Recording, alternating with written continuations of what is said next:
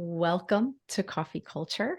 It's season 5, and I'm here with my good friend Johnny. Hi, Johnny. Hi, Holly. Johnny and I met at South by Southwest back in March, and he was actually on the other side of the fence here. He was interviewing me versus me interviewing him, and made me super comfortable and was so articulate and warm and genuine. We ended up getting together over the weekend and just having a great time going out for food and just commiserating over work and entrepreneurship. And we've been friends ever since, right? You said that beautifully, Holly. That's exactly my experience. I was so thankful to meet you and stay connected and then become good friends with you over time. Yeah, we've been growing fast together. So Johnny and I also did an entrepreneurial immersion in Dallas that I ran, and we ended up closing that retreat with Johnny and I partnering in the umbrella of business strategy and helping the team work through um, what their growth looks like and what their trajectory looks like, and maybe if they have to turn the ship around and reorient a little bit. So we had a lot of fun with that. And who knew when we met at South by? And now we're going to be on stage at Podfest That's in right. January 2023 We with that manifested that. same, yes, with that same group of people, the entire group. It's The going to be entire exciting. There'll be 7 of us on stage. We spent 6 days in Dallas working on our work and helping transform everybody's businesses. And one of the leading threads in our business strategy sessions was everybody wanted to be on stage sharing their gifts. And we all talked about doing that together at Podfest, even though Johnny does not have a podcast, but you don't have to have a podcast to be on stage at Podfest. But we're doing that in January. That's really cool. I'm pretty excited. I don't know how you snuck me in there, Holly, but I'm super excited Well, to you know what? be on stage. Then I Well, did see it's for creators it also. it is. It's for careers. Well, here's the thing. There's 2 types of people that well, actually maybe 3 types of people that engage in podcasts. There's those that just listen to the content because they love podcasts. There's those that have them, like myself, and there's those who go on them like you. So there's a home for everybody. Johnny and I have talked about him starting a podcast because of his work with Lifey, which we could get into. But it may not, podcasting's not for everybody, sometimes you just need to go on shows, and that's where you need to be. So that's where we are. I love it. So we've been so serious. Maybe we'll go back to serious again, but what I want to do is I want to ask you, when was your first sip of coffee? Hard to remember. Can't give you the exact date, Holly. I do remember starting to drink coffee in college to help with focus. And my goodness, did it help. Mhm. Do you have Gave a me an favorite? iced coffee. I don't do anything hot, not even Really? soups. Nothing that's hot. My body, for whatever reason, doesn't agree with hot liquid. Interesting. So anything cold brew, iced coffee, iced tea, right up my wheelhouse. So let me ask you a question. Do you run warm too? Are you always Oh hot? yeah, always, So, okay, always. complete aside, have you done any research into Ayurvedic medicine? No? No Ayurveda? My does my silence speak volumes? Yeah. So, it's body types, and I know almost nothing, maybe even -5 on that type of medicine, but if I had to take like a quick swipe, I would say I wonder if your body type is a pita, which is PITA, and you need to do a little research onto what supports that body type. You are spot on. It was funny. The reason I paused when you asked that question was because I do a meditation practice twice a day. And something that my meditation teacher taught me was that it's normal to feel heat during the meditation. It's that pitta raising up, coming to the surface, and you just allow it to move through you. And sometimes I'll start sweating when I Wow, meditate. So that's you're amazing. spot on. Look at that. My very little knowledge of that. I like I say to everybody, I know just enough about health to be annoying at a party. So that's about all I could give you on pitta or pita. I don't even know how you say it, but it's interesting also. So I did a coffee short where I do these like little, 2 to 5 minute little shorts on my podcast now. So if people only have a few minutes and they just want to like listen to something about coffee, they can. And one of the things that I was made aware of, I did a coffee meditation. I'm not kidding you. I'm not just making this up. So on Audible, they have free meditations, I should say, like 25 free meditations and 25 free yoga experiences you can partake in. And it's all audio. And I found one called Coffee Lovers. Swear to God, not kidding you. One of my coffee shorts you'll see when we launch next week is called that. And it is this guy, Jeremy Falk, who did one just specifically on coffee. And so I've done that one a few times. I reached out to him and he might be coming on the show as well. And we'll do a live coffee meditation so that people can partake. But the reason I'm bringing it up, sorry for the long story long, but he had talked about holding your cup of coffee, like during the meditation, your eyes are open, you're experiencing, sometimes you close your eyes. But one of the things he talked about is that heat is molecules bouncing around really fast, right? That's what causes the heat. So our experience with coffee is also something about movement and heat and energy because those molecules are all moving around and then we sip it and that heat is in our mouth and goes down our throat and into our stomachs. And so those molecules are moving around because they're hot. They're not cold. So they move differently in the body. And so you're talking about how it makes you hot, like just anything makes you hot. Well, that's like on a molecular level too, not just like I don't like hot things or whatever. But one of the other things that I had was this little epiphany because my husband hates cold coffee and I love both. Here's my iced coffee right here. Yes. I love hot and cold and he hates cold. He'll never have it. And I realized after doing the coffee meditation that one of my experiences is the smell. It's really critical to memory for me. It's really critical to the overall experience. And when you have cold coffee, you don't quite smell it.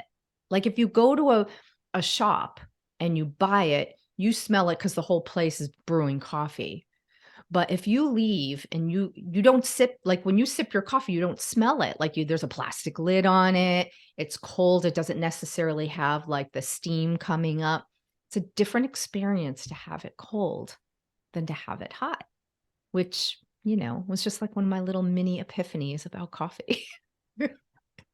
I can fully connect with that. And one of the reasons I love coffee shops to go get my cold brew is because immediately upon going in, getting my cold brew, all five of my senses are engaged. And you speak with anyone who talks about grounding and finding inner peace and calmness. And there's something about being in a coffee shop and engaging all five of your senses at the same time. It just makes it a super comfortable place to be. I agree.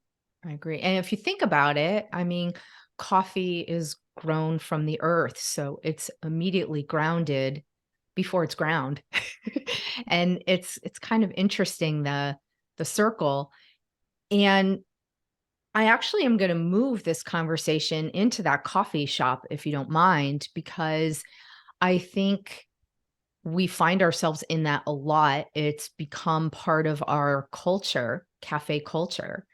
And I believe you and I had a conversation once about doing business in a coffee shop, and a lot of people do it. A lot of people conduct their work and they conduct coffee meetups. Um, and that's something that has proved to be worthwhile for you, if I'm not mistaken. You're spot on. I'm currently an entrepreneur in the goal setting space, but I come from the world of real estate, and coffee shops were a massive part of my real estate business. One example I just thought of, one time I did an open house and partnered with a local coffee shop, and the first 20 people to come in got a free coffee from that coffee shop. So what better way to integrate yourself into a neighborhood than partnering with one of their local coffee shops? And in addition to that, when I first started off and walked into the office, basically asking, where do I sit? Where's my office? Right. And guess what? When you're brand new in real estate, you don't have an office. So I found, Oops. yeah, that coffee shops were actually a life hack of sorts, because I could go in there with my laptop and just set up shop. And Mhm. what better place to meet a client where you're going to be having conversations about one of the three most stressful things they're ever going to do in their life That's true. than in the comfort of a coffee shop while you're sitting on a couch, while you have that white noise going in the background. And it really just brings people a level of comfort to go there to that sensitive place to discuss those really important things. Yeah, that has to be hard. I hadn't really thought about it that way because it is one of the biggest life decisions. But there's something about a coffee shop. There's an energy in the room, right? Like there's, I was on doing an interview with our friend Chris Lewis, who was also part of our immersion, and we talked about the energy in a room, and for especially for extroverts, it's actually more comfortable to go to a space like that and surround yourself with other people, like you feed off of that energy. I guess for some people it motivates them to like work harder because they're bouncing off of it. And for some people, it's just to like people watch. But did you find that that energy then not only served you, but it served your client? It was like the great mediator almost. For sure. It sets a tonality when you choose to meet someone at a coffee shop that you're going to be having conversations about something that's relevant, that's important, where people could be heard.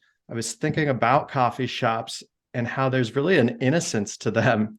They get up very early, they Mhm. don't stay up very late. And just by their very essence of being, it's this place to come in and have those conversations. If I were to go meet my clients at a bar, it's a different tone, Mhm. Mhm. Yeah, it completely changes it. different tone. It changes it completely, and it sometimes, like, when you introduce alcohol into first business meetings, right, it can be a little awkward, um, A, because you don't even know if that person drinks, and B, you don't want to drink too much, right? But, the bar is in the business of making money, so there as soon as you're like, you take a few sips, they're gonna be coming over and asking if you want another one. So it can actually make it awkward, and it also can diminish um the goal that you have because it changes how you speak and how you think about things, and maybe you become a little looser and you're not as like spot on in delivering the message you want. So like coffee offers like clarity and focus, and it just the smell wakes you up, right? Even if you don't drink it.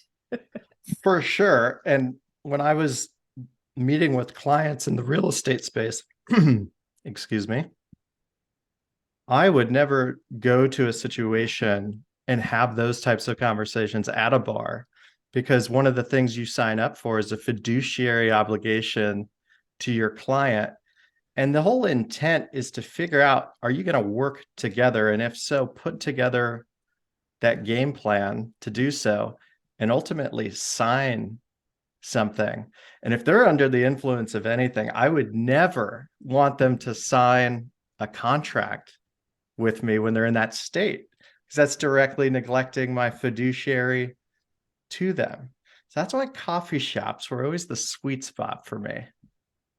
That's funny. I didn't realize that you had signed that. I mean, I've, you know, bought homes and sold homes and gone through that exercise, and I just kind of forgot about that. But it's kind of like being a doctor and signing, your code of ethics kind of thing. Very similar. The fiduciary is the highest obligation you can have for a client. So that's Did you, why, coffee shops. did you bring that then into Lifey? I want to talk about that a little bit. Because I think that ethical behavior, it sounds like it translates into what you're doing with Lifey. And I think when you're talking with somebody about their goals, it's a very sensitive area because their goals might not just be business, they might be personal. It could be a myriad of things, right? So you want to be very present, very focused, not under the influence, or not have them be under the influence so that they say things that make them feel uncomfortable, right? Because they realize later, oops. It's very similar to what I was doing with meeting buyers at coffee shops to have that conversation. It's that comfortable place for them to come in and really get connected with who they are, where they want to go. And only when that happens, that's when you can bring the game plan in to help them bring that into fruition. But you can't jump to that step. Mhm. You can't just start planning for someone until you understand them. And that's what I call a needs analysis. And before I do any sort of consulting or helping people set goals, I need to understand them. And the coffee shop's that perfect place to go ask questions, really learn about who they are, what they want. And at that point, you can step in and give them new perspective on what you see as possible for their life, but only after you listen to them. Mm. Active listening is such a great gift to have. I wish more people would work on that. Yes, it starts with self-awareness. Mm. And when you get to a place of self-awareness where you can be present, it allows you to fully listen instead of engaging with that voice in your head and already thinking about what you're going to say based on one piece of nugget that they said. Put all that aside and just be present so you can actually hear what they're saying, I and then you could agree. help them. In interviewing, one of the things that I've shared with my clients that are entering the journey of podcasting uh, or business in general, when you're sitting in the room, when you're at the table, um, what you could do to actively listen, because a lot of people struggle with it. It's not that they don't want to be a part of the conversation and listen. It's not that it's all about me. It's just that it's a skill. Like it's hard to learn. And I literally, this is like my little hack, and it seems silly almost, but it actually works. I always have pen and paper nearby. When we're in a coffee shop, yep, there you go. And we're going to go into that in a minute. Um, we always have our phone on us. So if you say to somebody, I might look down once or twice to write something down while you're talking. I'm not ignoring you. or I have the notes app on my phone open. I'm not checking texts. I'm not checking my email, but I might be typing in a word because I forgot my pen and paper. What I do is it's one word and that's it. So if I'm talking to you and I want to remain present, but that monkey mind, it starts to think of other things you want to say. It's going down the road of a story because you triggered it, right? You said something that triggered something in my mind. It's just the way we work. It's not a negative. It's not that I'm not listening, but you write down one word of whatever that thought is in your head. You don't write a sentence. You don't even write a phrase. For me, maybe I write down the word pitta, just to bring us back to our conversation there. And I let you Yeah. talk about what's going on in your body and everything's going on. And I know, I have that word down. I'll be able to come back to that because we're afraid we're going to lose that thread in our head. So we start a whole story there and we stop listening to what the person's saying so that we can interject and say what we want to say. So just writing one word down when you are talking with somebody, interviewing somebody, or in the reverse, just write one word and just keep a log going. And you could always go back. It doesn't have to, your conversation never has to go in order. It's just going to go. There's so many nuggets of wisdom in what you just shared, Holly. And I think the first one is managing expectations of that conversation. Because we're talking about these very important conversations, big life decisions, and for you to make them aware of your process and that sometimes you're going to look down at something or write something down. Upon that happening, they might have, if you didn't say that, start wondering, right? I wonder if what I'm saying is not important. Wonder if this Yes. person's bored. I wonder if they're checking their Instagram or something, right? And you're able to say, hey, no, I'm going to be looking down from time to time, but that's ultimately to help you in this process. And I do a very similar thing to you with writing that word down. I call it a shelf, where I'll put something on the shelf and then I'll continue to remain present with that person. And then once that loop has closed, I look back at the shelf and then I could bring that back into the conversation. Mm. But it is such a powerful tool that you do that. Yeah, it's thank you. I sort of just did it. Um I really did it as my own little hack because I'm my brain's going 100 miles a minute and I'm so afraid of losing something that I want to acknowledge in the conversation. Like if somebody brings something up that I think is really interesting or I want to learn more about, I don't want to forget to go back to that item. You know what I mean? So it's turned out to be an interview hack for me that I've learned over the past 2.5 years in season 5 of my show. Um, I didn't have that skill before. So, I think what I would probably share with people is that these are new behaviors, they're new habits that you can create and little hacks you could use. And the coffee shop is a great life hack. The writing down the word is a good conversation hack to keep you present. So I love that. And now I'm going to switch gears on us because I do want to talk about Lifey. During our time together when we met at South by and then thereafter, you were building Lifey. And I would really enjoy if you would share with everybody what that's about, how it came to fruition. For sure. So I had mentioned earlier about me being a real estate agent, and I'd quickly go the leadership route and be managing a brokerage for nearly 4 years and actually set a record at the company I was at for recruiting the most agents in a single month. It was 30 agents in 30 days at that time.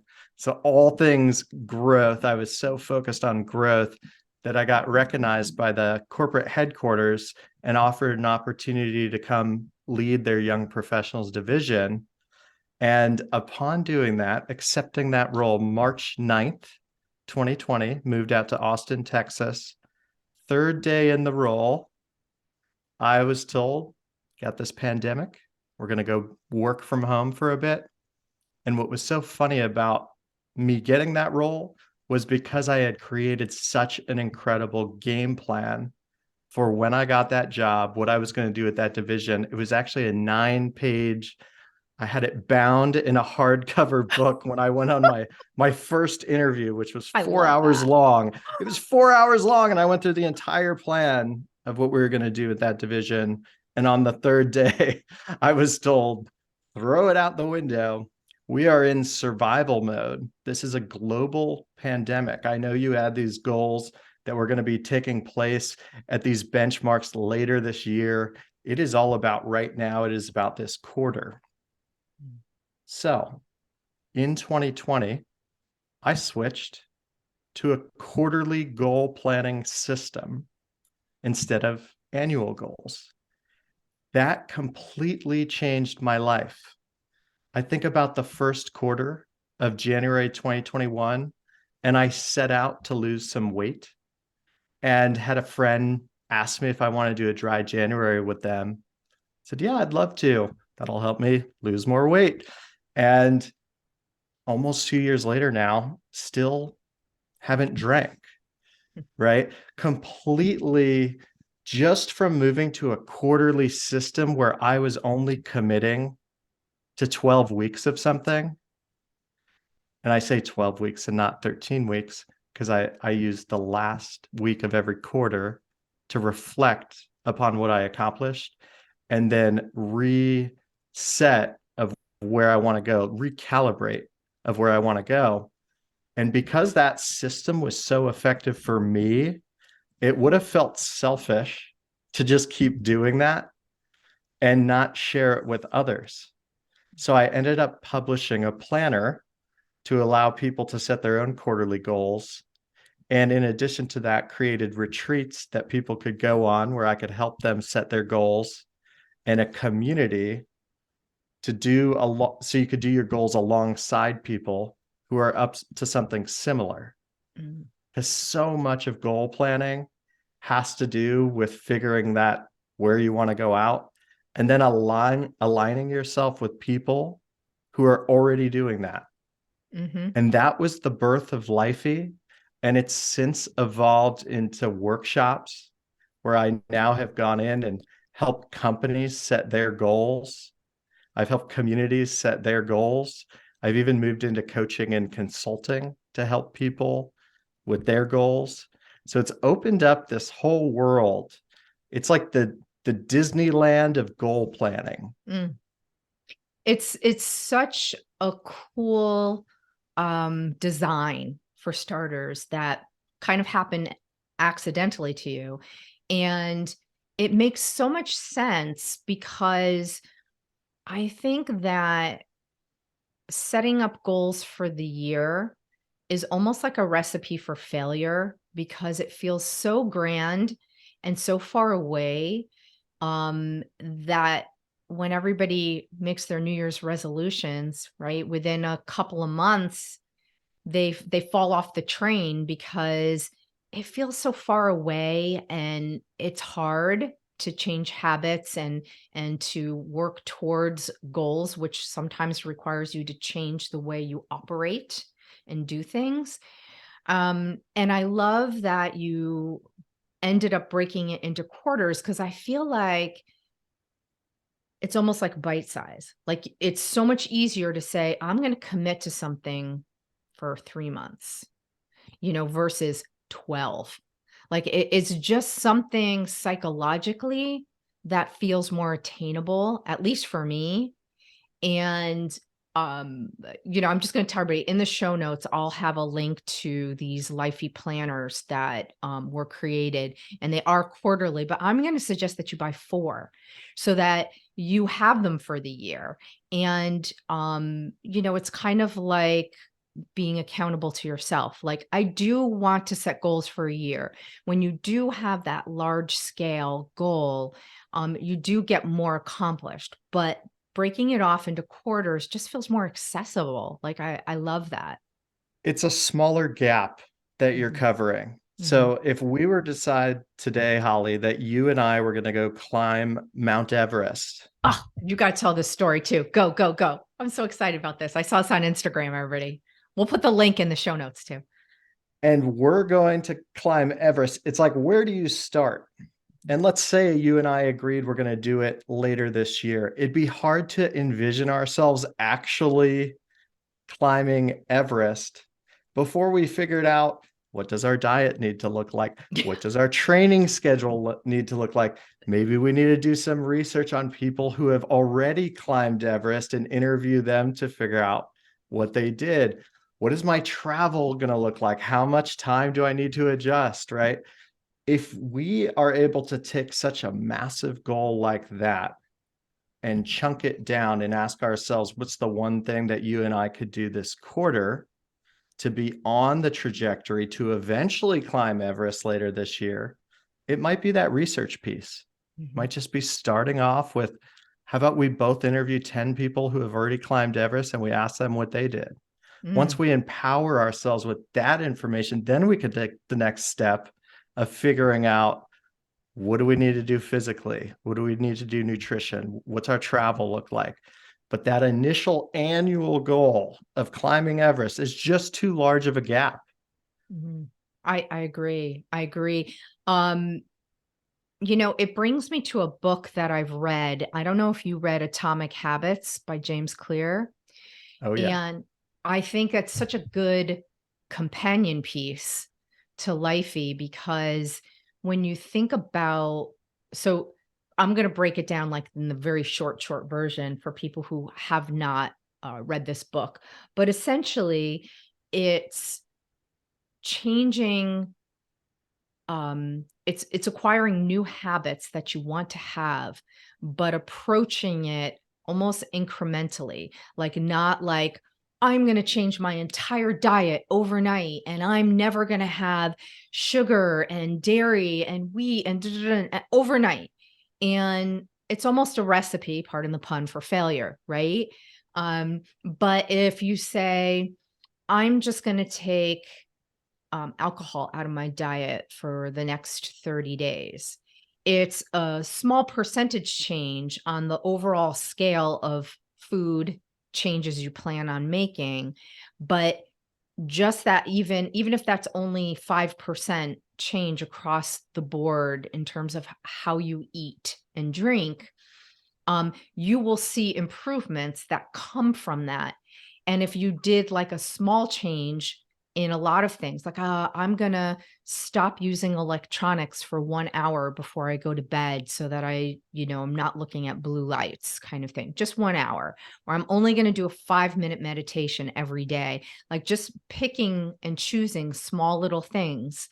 Um, Actually gives you like bigger returns on the other side.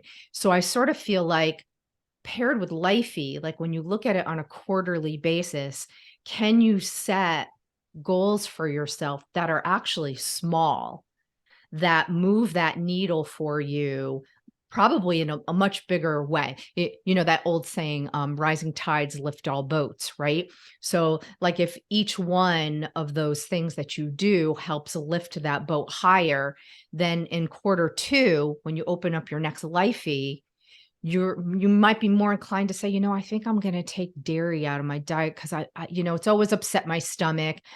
If I can like forego alcohol for a month, so why can't I do that? And let me just see if it changes anything. Like it's just more accessible, don't you think? 100%. And we want, you mentioned a 5% shift. Mhm.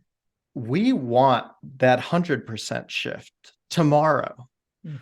And Don't we the all? Yeah. truth is, yeah, 5% is massive. And if we only look at a month or a quarter, it still might not seem like that much. But show me the person who's continued on that trajectory over 5 years and look at the difference from where they were going to where they ended up being because of that 5% shift. They are going to be in a completely different place. If you play the long game in life, and make these small shifts, that's how you win this game. I agree. I agree. I just want to jump back quickly to your Everest story. Do you want to share what I should say? Let me preface this, sorry, by saying one of Johnny's gifts is, um, he is really strong at building communities because he is one of those people that you're just drawn to, and you're a very giving person, Johnny, and people are just drawn to you for that reason. You make everything feel accessible, and that's why I think you're positioned in the right place to support entrepreneurs and businesses in setting goals, because you are an accessible person.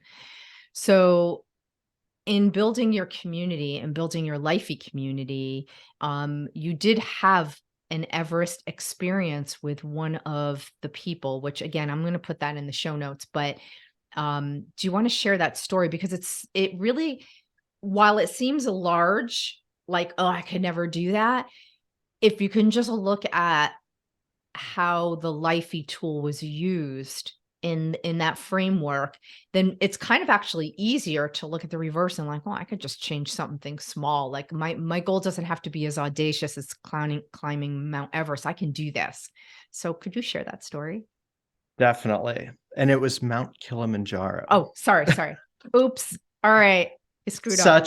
No, but such an incredible feat. One of the members in our community, honestly, one of the most inspirational people I've ever met, was having a really challenging year, had actually lost her mother this last spring, early summer.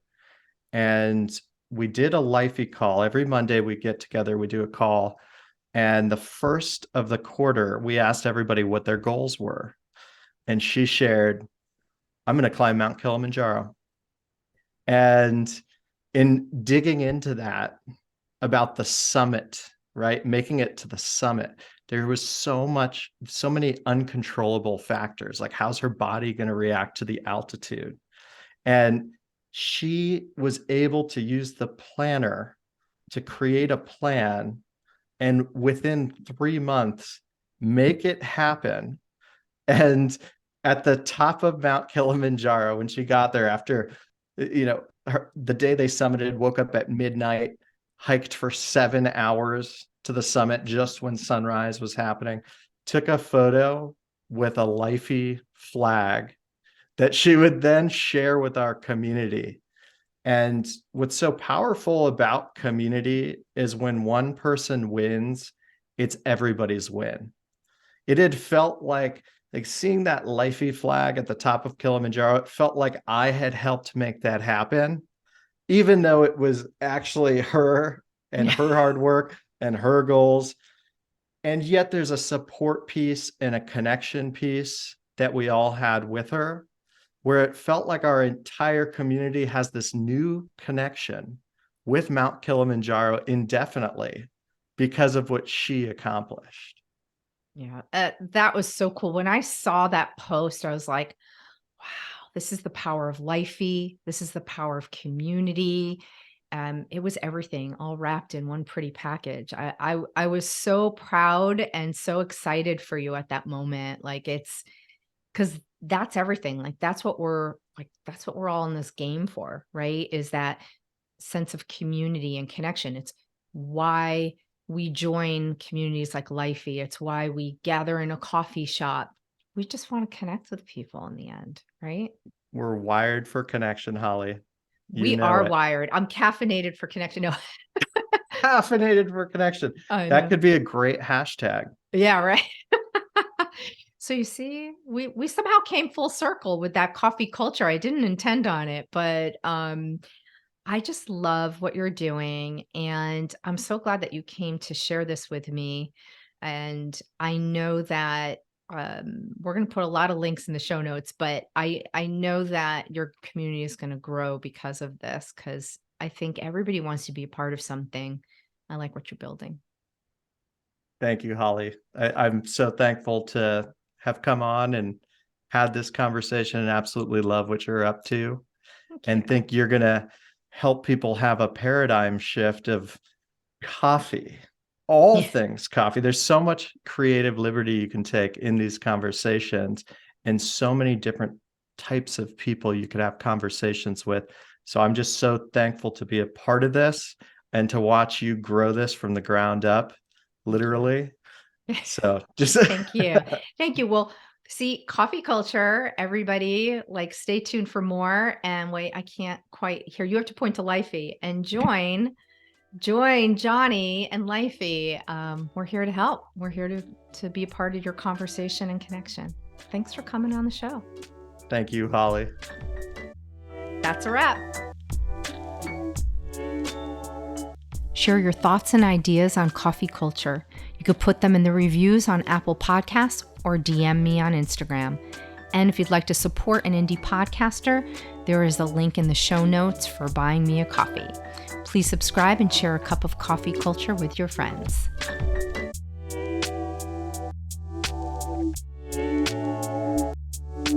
This season is produced by Pale Blue Studios.